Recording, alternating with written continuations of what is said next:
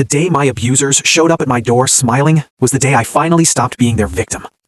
I spent most of my childhood trying to survive inside a house that was supposed to be safe. My father was an alcoholic who used me as his personal punching bag, and my mother, she never lifted a finger to stop him. I used to think she was scared or helpless, but the truth hit me years later. She let it happen because it kept the violence away from her. I was her shield, her sacrifice, except I was the only one bleeding. CPS eventually got involved after one too many bruises raised questions at school. They took me and my sister out of that hellhole and placed us with our aunt.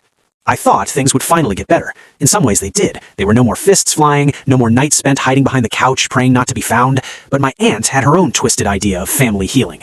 She kept pushing us, begging, guilt-tripping, lecturing to reconnect with our mother. The same woman who watched me get beaten and did nothing. The same woman who handed me over to my father's rage just to save her own skin. My aunt acted like the past was a misunderstanding, like all wounds magically close if you just pretend hard enough. I hated it. I hated her for pretending. And eventually, when I grew up, I cut her off completely. No explanations, no long speeches. I simply removed myself from anyone who thought my trauma was negotiable. The only person I stayed in contact with was my sister. She knew what we went through. She lived it with me. She was the one person I thought would always understand why I couldn't go back.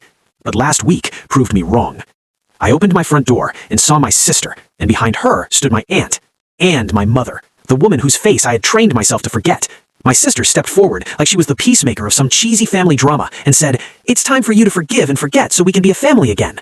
I felt something inside me snap. I completely lost it. I screamed. Every ounce of rage, every buried memory, every bruise I pretended wasn't there came exploding out all at once. I told them they were dead to me. I told them to rot in hell. I told them to get off my property and never come back. It was messy, ugly, loud, but for once in my life, they were the ones retreating while I stood my ground. I thought that would be the end of it. I was wrong again.